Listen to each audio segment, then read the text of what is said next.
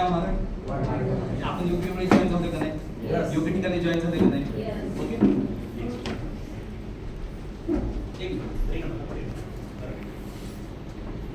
अभ्यास करायचा.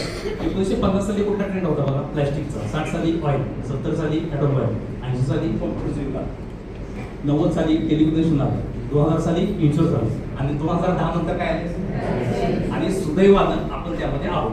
मग आपण पैसे कमावणार की नाही?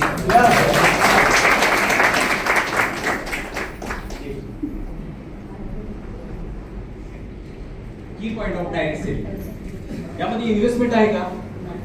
Zero investment. काय रिस्क आहे का? प्रॉडक्ट दिले पैसे. Flexible working hour, tax benefit, क्वालिफिकेशनची गरज आहे का? सगळ्यांना प्लॅटफॉर्म सापडेल. 8वी पास असू द्या किंवा 10वी पास असू द्या, ग्रॅज्युएट असू द्या, डॉक्टर असू द्या, वकील असू द्या, सगळ्यांना प्लॅन सारखा आहे ना? तर हा जो प्लॅन शिकवला तो एखाद्या डॉक्टरला वेगळा आहे, एखाद्या शेतकऱ्याला वेगळा आहे, असं आहे का? प्लॅन प्रोडक्ट सगळ्यांना सारखं आहे.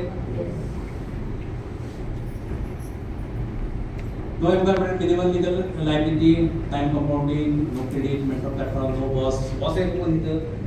हा बिझनेस आपला आहे, आपण इथे मालक आहोत. Work of natural